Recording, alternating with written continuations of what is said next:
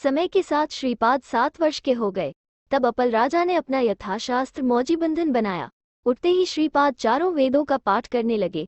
वह न्याय, मीमांसा, तर्कशास्त्र आदि के दर्शन में पारंगत हो गए। उन्होंने इस पर कमेंट करना शुरू कर दिया। वह लोगों को आचार धर्म, व्यवहार धर्म, प्रायश्चित, वेदांत आदि का ज्ञान समझाने लगा। श्रीपाद की असाधारण बुद्धिमत्ता को देखकर लोग चकित रह गए। लोग उनके मुख से ज्ञान सुनने के लिए पीठपुरा आने लगे। श्रीपाद 16 वर्ष के हो गए। माता पिता श्रीपाद के विवाह की चर्चा करने लगे। उन्होंने श्रीपाद से विवाह के बारे में पूछा, जिस समय उन्होंने कहा, मैं विवाह नहीं करूंगा। मैंने एक ब्रह्मचारी महिला से विवाह किया है। मैं तापसी ब्रह्मचारी हूँ। योगश्री हमारी पत्नी है। मेरा नाम श्रीवल्लभ है। मैं अब हिमालय जा रहा हूँ करने के लिए तपस्या। ये सुनकर माता पिता को बहुत दुख हुआ। लेकिन तुम्हारा एक बुद्धिमान पुत्र होगा, जैसा वो कहे वैसा करो। सुमति को श्रीदत्त प्रभु के ये शब्द याद आ गए।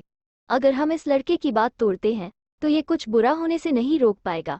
ये सोचकर माता पिता ने उससे कहा, बच्चे, हमें आशा थी कि तुम हमारे बुढ़ापे में हमारा ध्यान रखोगे, लेकिन हम तुम्हें नहीं रोकेंगे।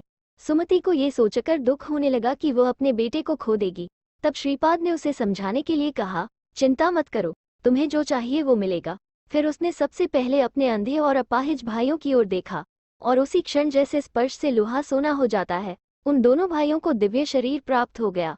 अंधों को दृष्टि मिली और लंगड़ों को पैर मिले। उन दोनों ने अपना सिर श्रीपाद के चरण कमलों पर रख दिया। आज हम आभारी हैं, धन्य हैं।